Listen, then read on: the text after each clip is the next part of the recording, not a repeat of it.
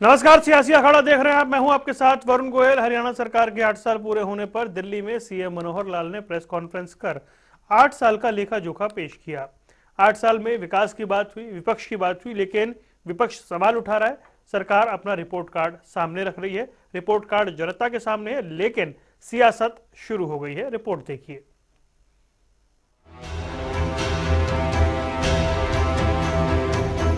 हरियाणा में मनोहर लाल के नेतृत्व वाली बीजेपी सरकार के 8 साल पूरे हो चुके हैं। प्रधानमंत्री नरेंद्र मोदी ने जब साल 2014 में मनोहर लाल को हरियाणा का जिम्मा सौंपा था, तब प्रधानमंत्री के इस फैसले से सभी आश्चर्यचकित हो गए थे। कमान संभालने से लेकर अब तक मनोहर लाल पूरे फॉर्म में नजर आ रहे हैं। एक के बाद एक विरोधियों को मुंहतोड़ जवाब देते हुए मनोहर सरकार हरियाणा को विकास के पथ पर आगे ले जाने की ओर अग्रसर रही और लगातार मनोहर योजनाओं के जरिए प्रदेश के लोगों को लाभ देने का भी काम किया। दिल्ली के हरियाणा भवन में मुख्यमंत्री मनोहर लाल ने प्रेस कॉन्फ्रेंस कर 8 साल के विकास कार्यों का लेखा जोखा पेश किया। उन्होंने जानकारी देते हुए बताया कि परिवार पहचान पत्र हरियाणा की आबादी का पूरा डेटा तैयार करने के लिए शुरू किया गया है। अब आयु के हिसाब के साथ लोगों को योजनाओं का लाभ दे रहे हैं। मिशन मेरिट को भी हमने प्राथमिकता से, हालांकि बहुत नाराजगियां इसमें झेली हैं, अपनों की भी झेली। मैं मेरा परिवार, पर्ची खर्ची ये सब चलती रही। हमने देखिए, मेरिट शुड बी ऑनर्ड।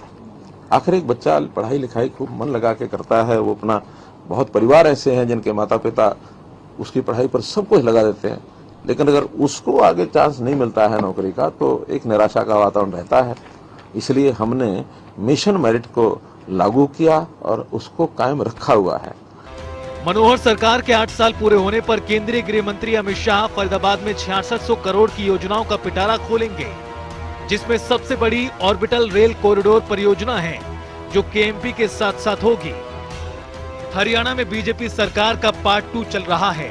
पिछले कार्यकाल के 5 साल और इस कार्यकाल के 3 साल को मिलाकर राज्य में 8 साल पूरे हो गए हैं।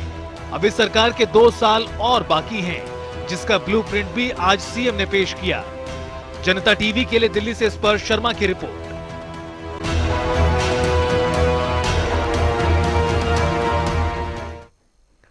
तो हम आपको बता रहे थे किस तरीके से दिल्ली में प्रेस कॉन्फ्रेंस हुई। 8 साल का लेखा जोखा मुख्यमंत्री ने सामने रखा है। कल फरीदाबाद में एक बड़ा कार्यक्रम भी होना है। कई करोड़ की योजनाओं का जो परियोजनाएं हैं उनका शिलान्यास भी होना है, जिसमें गृह मंत्री अमित शाह शामिल होंगे। यानी सरकार अपने 8 साल के कामकाज को दिखा रही है। विपक्ष इस पर सरकार को घेर रहा है और ये जो 8 साल का कामकाज है, इसको लेकर के मुख्यमंत्री ने एक लंबा चौड़ा रिपोर्ट कार्ड भी पेश किया, विजन भी रखा। उन्होंने बताया कि कई ऐसे काम थे जिन्हें करने के बाद उन्हें नाराजगी झेलनी पड़ी, अपनों की भी नाराजगी झेलनी पड़ी, लेकिन योजनाओं को अमली जामा पहनाया। उन्होंने महत्वपूर्ण बात यह कही कि विपक्ष की भी सुन रहे हैं। उन्होंने ये भी कहा कि सरकार जो है वो लगातार काम कर रही है, साथ ही साथ जो योजनाएं हरियाणा सरकार ने चलाई हैं उनकी प्रशंसा दूसरे राज्य भी करते हैं, केंद्र सरकार भी करती है और कई योजनाओं को एक तरीके से दूसरे राज्यों में भी ले जाया गया है। यानी उन योजनाओं के आधार पर दूसरे राज्य भी योजनाएं बना रहे हैं। जबकि विरोधी ये कहते हैं कि बहुत सारे काम जो है वो नहीं हुए जो होने चाहिए थे। स्क्रीन पर आप देख रहे हैं 4 खास मेहमान हमारे साथ जुड़ गए हैं। विजेंद्र रेणु हैं इंडियन नेशनल लोकदल से, आपका बहुत बहुत स्वागत है। हमारे साथ मनीष खटाना है कांग्रेस का पक्ष रखने के लिए, आपका भी स्वागत है। हमारे साथ नवीन कुमार हैं, आम आदमी पार्टी का पक्ष रखेंगे, आपका स्वागत है। और भूपेंद्र सिंह गहलावत हैं भारतीय जनता पार्टी से। मुझे लगता है भूपेंद्र जी तक आवाज जा नहीं रही। भूपेंद्र जी, आवाज मिल रही है आपको?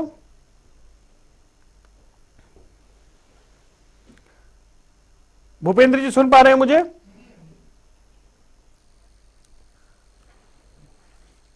भूपेंद्र जी, शुरुआत आप ही से करना हूं मैं। ये 8 साल का रिपोर्ट कार्ड पेश हो गया है, लेकिन आपके विरोधी बहुत ज्यादा खुश नहीं है।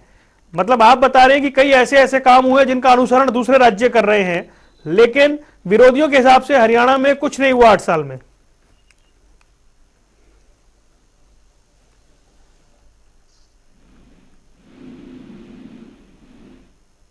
जी गहलावत साहब।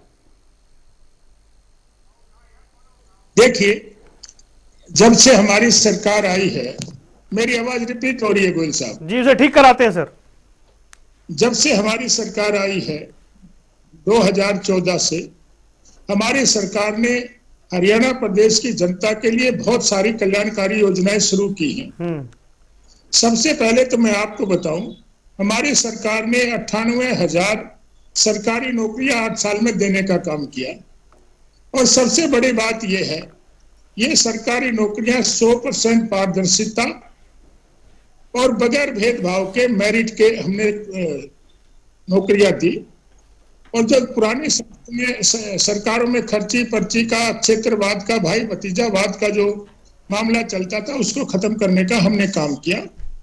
और 1,60,000 हमने नए उद्योग हमारे प्रदेश में स्थापित हुए और 12,60,000 नौजवानों को नौकरी देने का काम हमारी सरकार ने किया।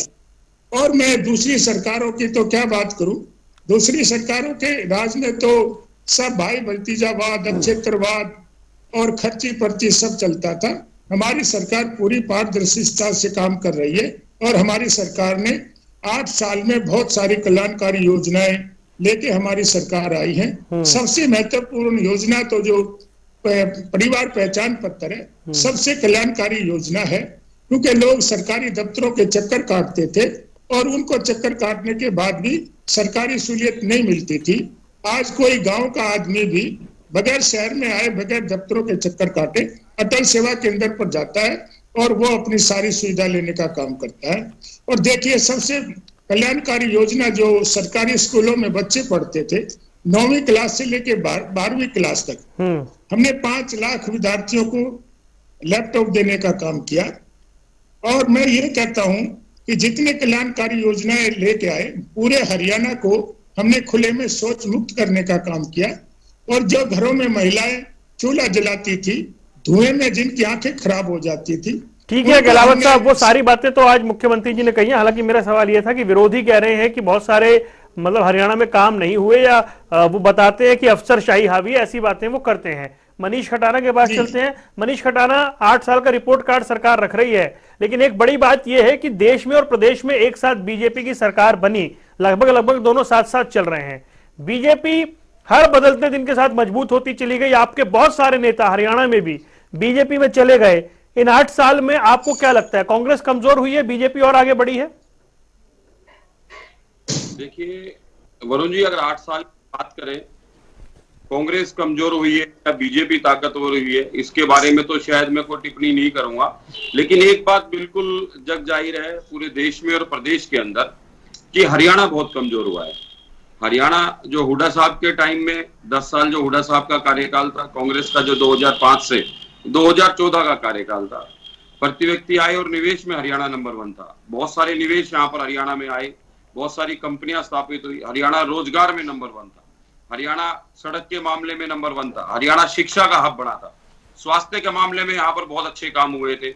अगर बिजली घरों की बात करें तो हुड्डा साहब ने बहुत बिजली घर के प्लांट, चाहे वो हिसार में हो, चाहे आपका रेवाड़ी में हो, चाहे आपका नारनौल हो, अलग अलग जगहों में बहुत सारे बिजली के प्लांट लगाए। तो ऐसा हर शिक्षा का क्षेत्र हो, स्वास्थ्य का क्षेत्र हो, इंफ्रास्ट्रक्चर की बात हो, रोजगार की बात हो, हर जगह पर काम हुए थे। पिछली 8 साल की सरकार में मेरा सरकार से सीधा सीधा सवाल है, सरकार सिर्फ ये बताए, क्या सरकार ने एक भी शिक्षा के क्षेत्र में कोई विश्वविद्यालय स्थापित किया हो? क्या सरकार ने एक हॉस्पिटल बनाने का काम करा हो? क्या सरकार ने कोई नई सड़क बनाने का काम करा हो? सरकार एक वो चीज गिनाए जिसपे सरकार अपनी पीठ थपथपाए कि हमने ये काम करा है। ठीक है। अगर बेरोजगार क्षेत्र में बात करें तो हरियाणा में हर 19 साल का दूसरा युवा बेरोजगार है। रोजगार की बात करें तो रोजगार के लिए कोई नया निवेश हरियाणा में बाहर से यहाँ पर स्थापित करने में ये सरकार नाकारा रही। हरियाणा जिस तरीके से पहले 4 साल में 4 बार हरियाणा को जलाने का काम हुआ, वो सभी ने देखा। उसके बाद जेजेपी और इनका जो गठबंधन जो हुआ, जो देखने को मिला, वो भी सबके सामने है।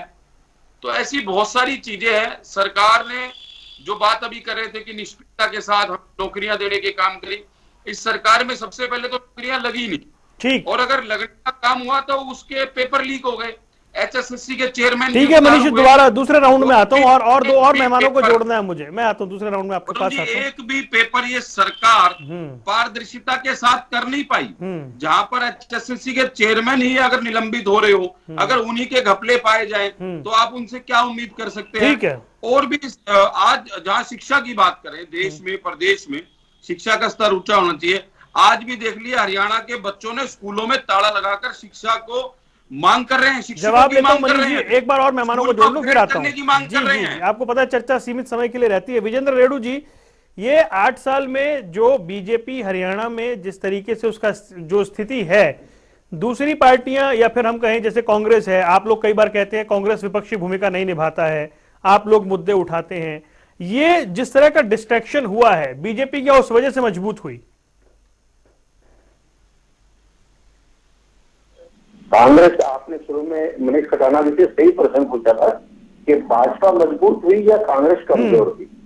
कांग्रेस कमजोर हुई इसमें कोई संदेह नहीं, बहुत सारे नेता इनको छोड़ छोड़ करके आज भी जा रहे हैं, लेकिन भाजपा मजबूत नहीं हुई क्योंकि भाजपा के अंदर जो लोग शामिल हो रहे हैं वो कहीं ना कहीं भय से, डर से, ईडी के मामले से इस प्रकार डरा करके उनको अंदर किया जा रहा है, अपने अंदर शामिल किया जा रहा है। जब 2024 का इलेक्शन आएगा तो देखना किस प्रकार से इस पार्टी में भगदड़ मचेगी।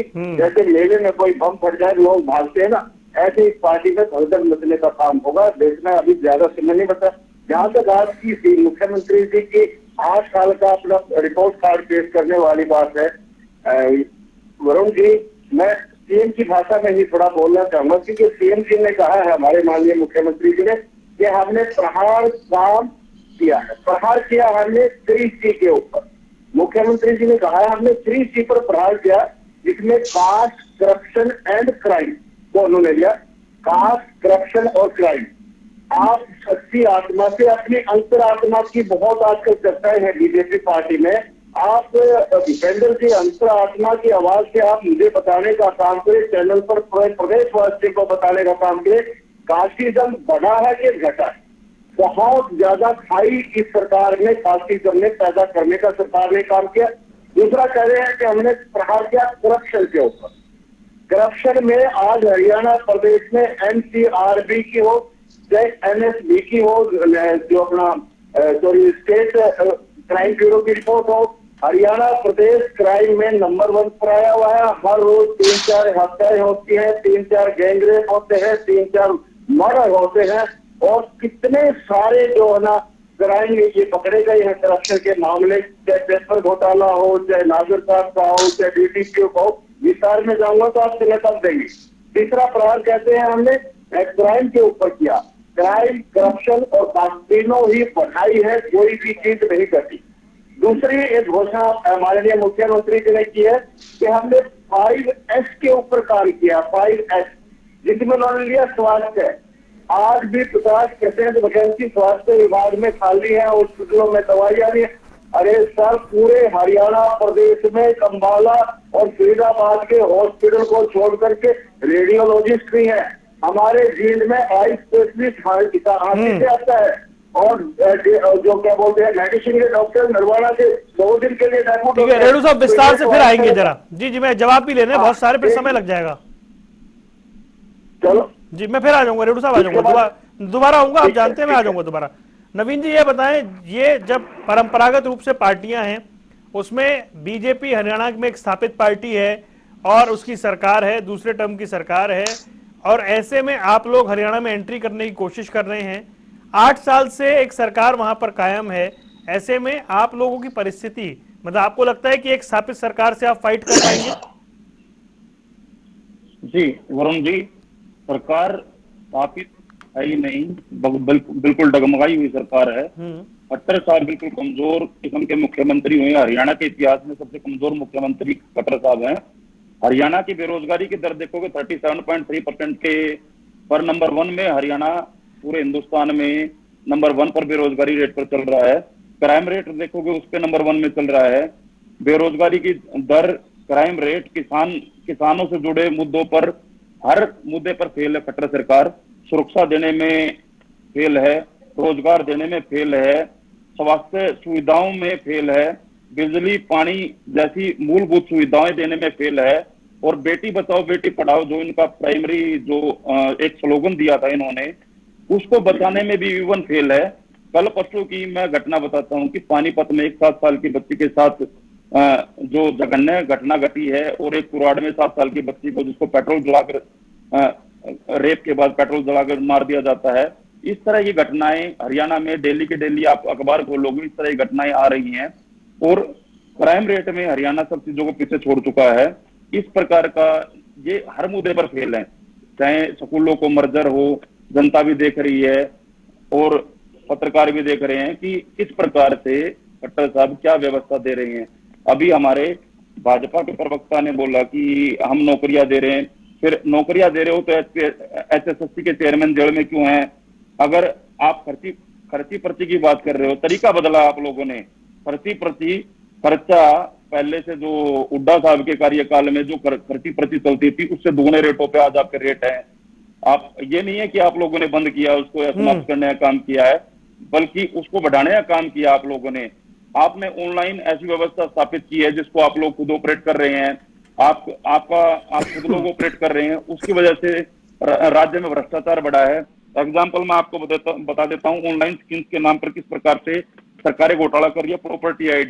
प्रॉपर्टी आईडी घोटाला भी आम आदमी पार्टी ने काफी बार ये मुद्दा उठाया है, परंतु प्रॉपर्टी आईडी से हर जगह तरफ से, चाहे वो रोहतक हो, चाहे बहादुरगढ़ हो, चाहे कोई अन्य क्षेत्र हो, चाहे करनाल ही क्यों ना हो, प्रॉपर्टी आईडी के नाम पर जो घोटाला सरकार में बैठे हुए लोग, इनके मंत्री लोग जो कर रहे हैं वो बहुत ही चरम सीमा है। भूपेंद्र सिंह गहलावत को जवाब देने बहुत सारे, मैं आता हूँ, फिर वो समय लग जाएगा, नहीं बहुत सारे जवाब देने। गहलावत साहब आप जवाब दीजिए, किस तरीके से ये पूरी परिस्थिति है? एक एक विरोधी आपके बारे में कुछ ना कुछ कह रहा है।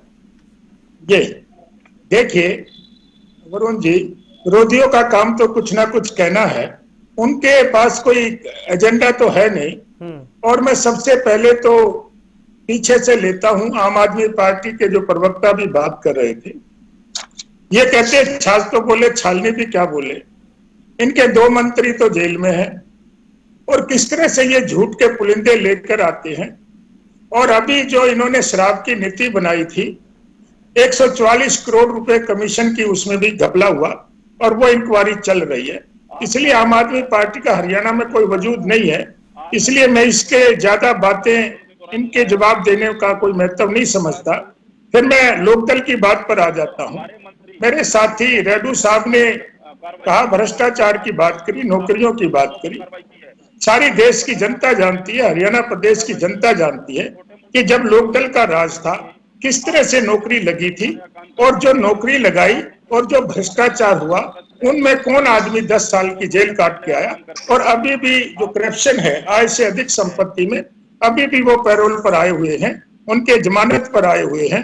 इसलिए इन 1% राय वाले लोगों के बारे में मैं ज्यादा चर्चा नहीं करना चाहता। अब मैं कांग्रेस की बात पे आ जाता हूँ। देखिए, कांग्रेस के भाई ने हमारे पर एलिगेशन लगाया भ्रष्टाचार का और भाई भतीजावाद का। देखिए, इनके राज में 10 साल के राज में इन्होंने सिर्फ 80,000 नौकरियां देने का काम किया, और वो भी सारी खर्ची पर्ची पे, और वो साबित हो गया। कोर्ट से 11 लिस्टें इनकी कैंसिल हो चुकी हैं, और जो 12वीं लिस्ट है उसको माननीय उच्च न्यायालय ने संदिग्ध करार दे दिया, जिसकी के कमेटी बनी जांच करने लगी हुई है। हमारी सरकार बिल्कुल पारदर्शिता से काम कर रही है और लोगों को रोजगार देने का काम करती है। मेरे 2 सवाल है, हालांकि मेरे सवाल नहीं है, मैं मतलब देखिए, एक तो विजेंद्र रेड्डी जी ने बड़ी अच्छी बात, मतलब एक उनका सवाल था, उनका सवाल ये था कि ये बात वो मान रहे हैं कि कांग्रेस कमजोर हुई है, लेकिन वो ये स्वीकार नहीं कर रहे हैं कि बीजेपी मजबूत हुई है। वो कह रहे बीजेपी मजबूत नहीं हुई है।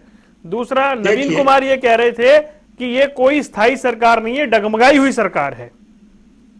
देखिए, पिछले कितने चुनाव की मैं आपसे जिक्र करूं, चाहे हमारे अभी राज्यसभा का चुनाव हुआ, चाहे नगर पालिका नगर परिषद का चुनाव हुआ, चाहे एलनाबाद और बड़ौदा का हुआ, नहीं एलनाबाद और बड़ौदा की मैं आपसे जिक्र करूं, उसमें पहले से भी हमारी पार्टी के नहीं थे, और हमारा जो वोट परसेंट है वो बहुत बड़ा था, और कांग्रेस की तो एलनाबाद में जमानत ही जब्त हो गई थी।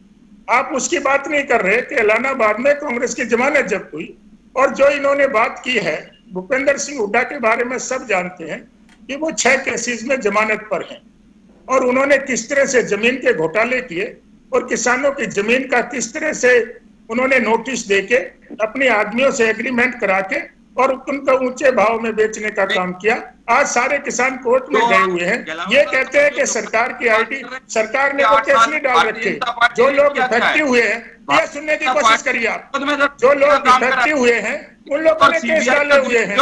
अरे भैया, अरे भैया सुन लो, दूसरों पे आरोप लगाना बड़ा आसान होता है। अरे भैया खटाना साहब, दूसरों पे आरोप लगाना बड़ा आसान होता है। आप सुनने की हिम्मत भी रखिए, उसकी आवाज पाने के लिए दूसरों पे आरोप लगाते तो सुनने की हिम्मत भी रखिए आप। और मुकदमा दर्ज करने के अलावा इस सरकार ने पिछले 8 साल में करा क्या है? हरियाणा के हितों को त्याग कर जो ठगबंधन की सरकार जबरदस्ती और बीजेपी मिलकर चला रहे हैं, इसमें हरियाणा के लोगों को क्या फायदा हुआ? आज हरियाणा के लोगों को मंडी में किसान अपना लूटने का काम किया। आप क्या बात करते हो? 6 केसेस में जमानत पर हो आप। आयोग की 11 लिस्टें आपकी कैंसिल हो गई आयोग और रिपोर्ट सारी नाव डूब रही है। अरे भैया एक एक करके रुकिए मनीष, रुकिए। देखिए मनीष जी को आप रोकिए, मैं इनके बीच में नहीं बोला था। आरोप कंप्लीट करिए, गलावत साहब कंप्लीट करिए। 8 साल चाहिए तो आप भूपेंद्र सिंह हुड्डा पे किस तरीके से आरोप अभी सिद्ध तो होने दीजिए। अरे सरकार ने मुकदमे दर्ज कराए हैं पर है 6 केसेस में। मैं नहीं कह रहा ये जमानत पर है, मैं नहीं कह रहा ये। आप सुनने की कोशिश करिए। और मैं ये कहता हूं, जहां ये कमजोर होने की बात कर रहे हैं और ये इसी कमजोरी का मामला मान के भूपेंद्र सिंह हुड्डा खुद सोनीपत में चुनाव लड़ने आए थे। आपको पता है वहां जमानत जब्त होने का काम हुआ था और रोहतक में इनका खुद का बेटा खड़ा था, वो चुनाव हार गया था। भारतीय जनता पार्टी हिंदू और मुसलमान के नाम पर देखिए पुलवामा जो चलिए सर कंप्लीट करिए, मुझे चर्चा को आगे बढ़ाना है। दोनों रुक जाइए, ठीक है, दोनों रुकिए। चलिए मनीष भाई मेरे सवाल का जवाब दीजिए। जो अच्छा मनीष भाई रुकिए। भारत सरकार ने क्या किया? मनीष रुकिए। 750 किसान सड़कों पे मरवा अच्छा मनीष, चर्चा आगे नहीं बढ़ पाएगी, ऐसे रुकिए। को भी खालिस्तानी बता रहे थे। मनीष रुकिए, चर्चा आगे नहीं बढ़ पाएगी। विजेंद्र रेड्डू जी ये कह रहे थे ये तो सच है कांग्रेस कमजोर हुई है, और ये भी सच्चाई है आपके बड़े बड़े स्थापित नेता हीरवेल बेल्ट से लेकर के भिवानी तक के नेता जो छोड़ के गए, और अभी तक जिस वजह से आदमपुर का भी उपचुनाव होने जा रहा है, आपके यहाँ नेता छोड़ने का सिलसिला हरियाणा में नहीं रुका। देखिए वरुण जी, जिनको अपने स्वार्थ सिद्ध करने थे या जिनको छोड़ना था वो छोड़ गए, जिनको रुकना था वो रुक गए, जिनको जनता की आवाज उठानी है, जिनको विपक्ष भाई लोगों के जाने का मतलब ये है ना कि भरोसा कम हो रहा है। वरुण जी, जिनको सत्ता पक्ष का लालच हो रहा है वो जाएंगे। और जिस तरीके से हुड्डा साहब को और उदयभान जी को कमान दी गई है, जिस तरीके से हरियाणा में आज हुड्डा साहब को फ्री फ्लो हाथ दिया गया है, मैं ये दावे के साथ कह सकता हूं 2019 के चुनाव में आपने देखा था कि कमान मात्र 15 दिन पहले दी गई थी और हम लोग 31 सीटें जीते थे। मात्र 9 सीटों का डिफरेंस था बीजेपी के। जो लोग मैं उन नेताओं के नाम लूं? आपकी बात बिल्कुल ठीक है। नहीं रुक जाइए गलाव साहब, रुकिए। आप ठीक कह रहे हैं कि भाई उनके हाथ में कमान है और फ्री हैंड है, बड़ी अच्छी बात है, आपने माना। आपको पता है फ्री हैंड के बाद अभी कौन कौन से हरियाणा कांग्रेस के बड़े चेहरे हैं जो आदमपुर में प्रचार करने नहीं जा रहे हैं, जो पर्चा दाखिल करने भी नहीं गए, और अब कितने दिन का प्रचार बचा है तब भी नहीं जा रहे हैं। कैंपेनिंग कमेटी में स्टार प्रचारक में सभी का नाम है, जो नाम है जो जा नहीं रहे हैं। और आपको पता है ना किस नेता ने बयान दिया था कि बुलाया जाएगा तब जाएंगे, वहां पर धरातल पर मिलेंगे। आपको पता है ना, दावे के साथ कह सकता हूं आपके किस नेता ने बयान दिया था कि बुलाया जाएगा तो जाएंगे, शुरू हो जाएगी।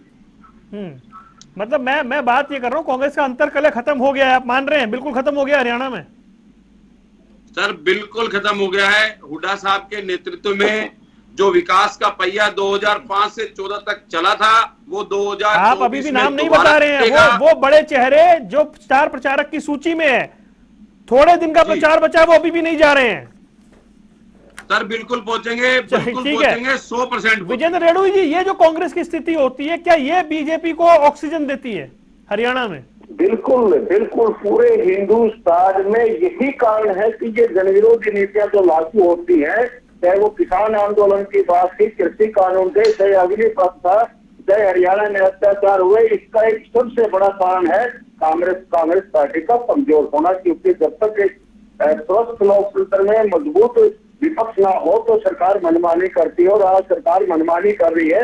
इसी के कारण जो है ना, ये गलत नीतियां लागू करने में कामयाब होती है। अगर कांग्रेस कभी मजबूती से अपनी लड़ाई लड़ती और विपक्ष का मजबूती से हरियाणा प्रदेश में विपक्ष का अपनी भूमिका निभाती तो 25 MLA कोई कम नहीं होते, बराबर की पार्टी आपकी। किसान आंदोलन में अगर प्रत्येक दिन अगर कोई व्यक्ति गया है तो हरियाणा से सांसद दीपेंद्र सिंह हुड्डा किसानों का हमदर्द है, जो युवाओं का साथी है, वो वहां पहुंचा, उसने किसानों के दर्द को समझा और राज्यसभा में अगर किसी ने आवाज उठाई है तो वो दीपेंद्र सिंह हुड्डा ने उठाई है। अगर हरियाणा के अंदर अगर देश में किसानों की कोई आवाज उठाता है तो दीपेंद्र सिंह हुड्डा ने उठाई है। अगर छोटे व्यापारी की कोई बात करता है, अगर विपक्ष भूमिका की बात करें तो जितने घोटाले उजागर हुए हैं, या उसमें कमीशन के दफ्तर का चाहे घेराव करने की बात हो, चाहे सरकार का घेराव करने की बात हो, तो कांग्रेस पार्टी ने करा है, यूथ कांग्रेस ने वो काम करने का काम किया है। रेड्डू साहब चाहे जो बात भी कहे, लेकिन आज हरियाणा के अंदर विपक्ष भूमिका सरकार। रुकिए मनीष जी ने बोलने दीजिए, आपकी बारी में नहीं बोल रहे थे वो। मनीष आपकी बारी में नहीं बोल रहे थे। मनीष रुकिए, मनीष रुकिए, मनीष रुक जाइए, आपकी बारी में नहीं बोल रहे थे वो। मनीष एक मिनट रुकिए, उनकी बारी बात कंप्लीट हो जाने दो। हाँ मेरी बारी है, मुझे बोलने दीजिए ना, क्यों पहले मेरे को दिया है वरुण जी ने, तो मुझे बोलने दीजिए। आप जिस प्रकार से आप कहते हैं हमने भूपेंद्र सिंह हुड्डा को फ्री हैंड दिया है, नंबर एक बात तो इससे बातचीत होती है, आप स्वयं मान रहे हैं कि आपकी पार्टी में लोकतंत्र नहीं है, एक छत्रपति नेता की बात चलेगी तो वो चाहेगा वही होगा। और दूसरी बात, भूपेंद्र हुड्डा जी ने जिस प्रकार से अनेकों प्रमाण दिए हैं भारतीय जनता पार्टी की बी टीम होने का, राज्यसभा का इलेक्शन कैसे जीत गए, आपका एक वरिष्ठ नेता, उसको आप आपके सीनियर वरिष्ठ हाईकमान से सैनिकों से बात तक नहीं करवाने दे रहे हो, तो ये क्या लोकतंत्र है क्या पार्टी का? ये मदद नहीं है क्या भारतीय जनता पार्टी की? जब पिछले इलेक्शन में सुभाष चंद्रा जी को सांसद बनाया आपने राज्यसभा का, वो किसने बनाया? आज भी भूपेंद्र सिंह हुड्डा अगर आदमपुर में स्थानीय नेता कर देते, वहां पर अनेकों नेता बेकार पार्टी के जो इलेक्शन लड़ना चाहते थे और इलेक्शन लड़ने के काबिल हुआ करते थे, लेकिन आपने जयप्रकाश को बाहर से ले जाकर। चलिए ठीक है, दोनों रुक जाइए सर, ठीक है दोनों रुक जाइए, दोनों रुक जाइए, काम किया है, दोनों रुक जाइए, दोनों रुक जाइए। भारतीय जनता पार्टी की। और इसके अलावा सेकंड और लोग अभी अपने भूपेंद्र की वोट से पर आए हैं। ठीक है रुक जाइए, दोनों रुक जाइए सर, दोनों रुकिए। मनीष जी और विजेंद्र जी दोनों रुकिए, मनीष जी और विजेंद्र जी दोनों रुक जाइए। के सामने और इसके सामने झुके नहीं, इसलिए वो पैरोल पर है। अगर वो झुके तो प्रयास तो आपका ये था कि उनको भी हम ज्वाइन करें। ठीक है, लेकिन यह व्यक्ति की बहादुरी है कि वो आपके सामने नहीं झुके और अपनी पार्टी को मजबूती से आगे बढ़ाने। नवीन कुमार, एक बात आपसे होती है कि भाई कांग्रेस कमजोर हो रही है, इसका फायदा आप लोग उठाने की कोशिश कर रहे हैं या कांग्रेस का विकल्प बनने की कोशिश कर रहे हैं, लेकिन एक हैरानी की बात है हरियाणा में कि आरोप लगते हैं, कभी कोई आरोप लगा देता है कि जी इनेलो बीजेपी की बी टीम है, कोई कहता है कांग्रेस बीजेपी की बी टीम है, कांग्रेस आप पर आरोप लगाती है कि आप बीजेपी की बी टीम है। ये सब एक दूसरे के कोर्ट में बोल क्यों डाल रहे हैं?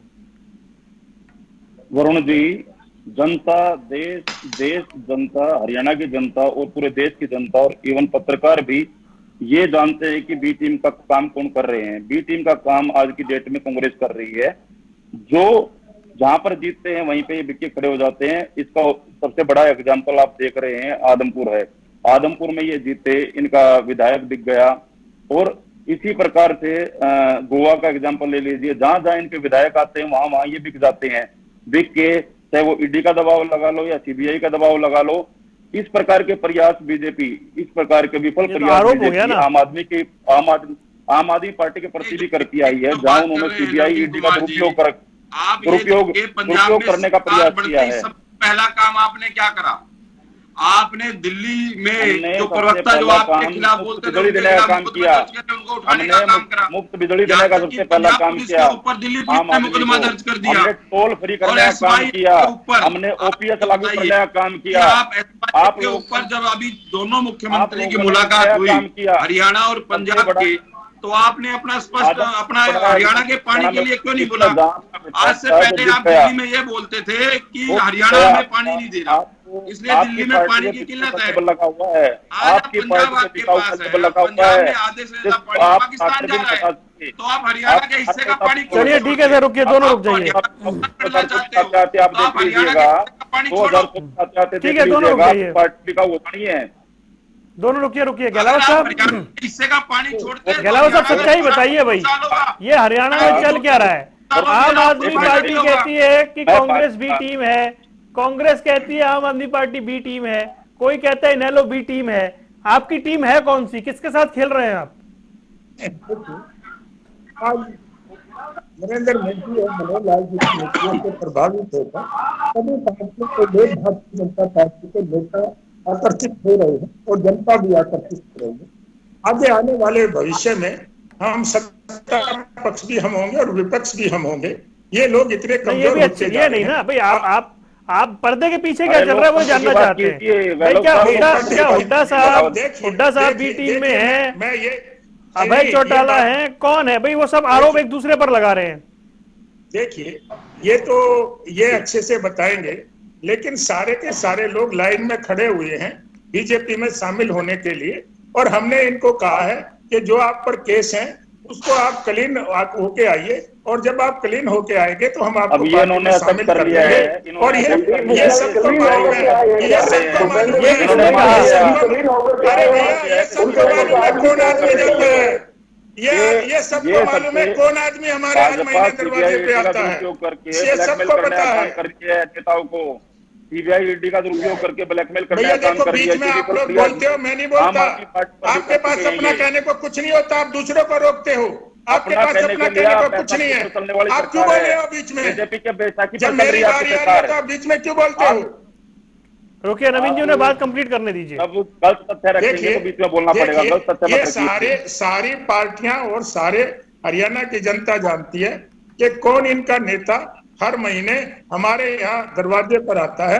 लेकिन हमने उनको कहा कि भैया आप पे जो केस है ये तो माहौल बना रहे हैं गहलावत साहब। आप कौन आ रहा है आपके दरवाजे पर? नहीं, मैं आपको बता देता हूँ। और जो उन्होंने कहा खरी है के बाद जो वो आपको शैलजा जी का भी बयान सुना था और किरण चौधरी जी का भी बयान सुना था। शैलजा जी ने कहा कि जो जिसको फ्री हैंड दिया है वो 67 सीटों पे से 13 सीटों पर आके उसने गाड़ी को रोक दिया था।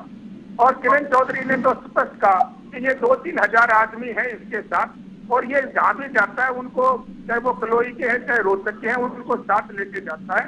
और इसका कोई जिसके पल्ले कुछ नहीं है, जिसके पल्ले कुछ नहीं हो हम उसको क्यों शामिल करेंगे? वो कोशिश कर रहे हैं कि हमारी तरफ शामिल हमारे पास आए, लेकिन जिसका जिस पे केस होंगे। नाम तो बता दो कौन कोशिश कर रहा है गहलावत साहब, नाम नहीं बता रहे आप। देखिए, आप भी जानते हो और जो मेरे साथी प्रवक्ता है वो भी जानते हैं और हरियाणा प्रदेश की जनता भी जानती है कि कौन लोग चक्कर काट, सारे जानते हैं, तो नाम लेने में दिक्कत क्या आ रही है? आपको तो पता है किसके खिलाफ केस है, मैं इससे ज्यादा नाम और क्या लूंगा। जिसके खिलाफ केस होंगे वो बीजेपी में क्यों आएगा? ये बहुत बड़ी बात कही है इन्होंने आज, ये बहुत बड़ी बात कही वरुण जी। जिसके खिलाफ केस है वो बीजेपी में क्यों आएगा भाई? ये क्या बात हुई? और जो 2000 आदमियों के साथ चलता है, ये तो रखा ही कुछ नहीं। आप सुनने की कोशिश करिए। हमने तो ये बोला कि जो भी बात साफ होके आएगा, जो भी मोदी जी की और मनोहर लाल जी की नीतियों में समर्थन करेगा, विश्वास करेगा, हम उनको सबका स्वागत है। हम अपनी बात, ये चर्चा बड़ी दिलचस्प हो रही थी, लेकिन समय इतना ही है। मतलब अवसर मिला तो इस पे ऐसे बहुत सारे विषय जिन पे चर्चा आगे की जा सकती है। फिलहाल आप चारों मेहमानों का जुड़ने के लिए बहुत बहुत शुक्रिया। सियासी अखाड़ा देख रहे थे आप। हरियाणा में मनोहर सरकार के 8 साल पूरे हुए हैं। सरकार ने रिपोर्ट कार्ड रखा है जो जनता के सामने है, लेकिन विपक्ष उस रिपोर्ट कार्ड पर सवाल खड़े कर रहा है। सरकार का कहना है कि विपक्ष का काम है सवाल खड़े करना, हमारा काम है काम करना। अब देखना यह है कि यह रिपोर्ट कार्ड जनता को कितना पसंद आता है। यहां रुकना कुछ देर के लिए, खबरों का सिलसिला लगातार जारी है।